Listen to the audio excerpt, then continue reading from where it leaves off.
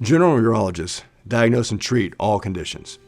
The benefit of being part of Chesapeake Urology is as a general urologist, we're allowed to treat all conditions, but if something seems too difficult for us, I have a large panel of the specialists, subspecialists in urology that I can refer patients to. So we will treat everything from erectile dysfunction, whether it's pills, injections, or implants. We will treat bladder cancer. If a patient has small little tumors, we can do the surgery to remove those tumors, to give the immunotherapy or even the intravesical chemotherapy. We will treat low testosterone. We diagnose it, and it's either injections, pills, or gels. We treat kidney stones. So most kidney stones can be either passed on their own, or you can do a shockwave treatment for them, or you can use a scope to go and retrieve the stone. And we have subspecialists if it requires a larger surgery for larger stones that are very easily accessible to us. We treat all urinary conditions, whether a patient urinates too often, too frequently, it burns too much, they're unable to urinate. We're able to treat all those conditions that have various different causes of why it happens. We treat many different types of cancers.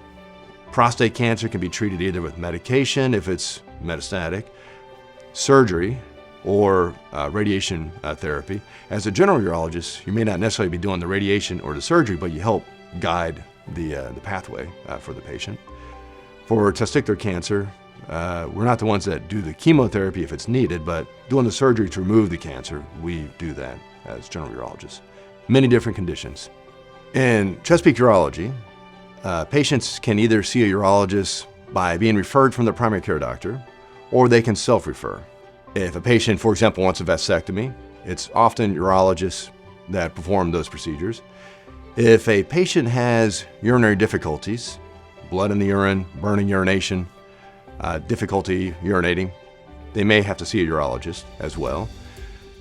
If a patient wants to be screened on a regular basis, prostate cancer, or if they have a family history of kidney cancer, they may need to see a urologist. We basically are able to treat all those various conditions and to work up those conditions. Oftentimes it may not be something severe, but we need to make sure that nothing wrong is happening. If a young man has a testicular mass that is slowly growing, they may want to see a urologist. Oftentimes that mass is not testicular cancer. It could be a cyst that's outside the testicle, and that's not a big deal at all. But if it feels like it's part of the testicle, it may need to be treated and evaluated, for example, with an ultrasound or with doing a CT scan or tumor markers. But they should go sooner rather than later to see a urologist.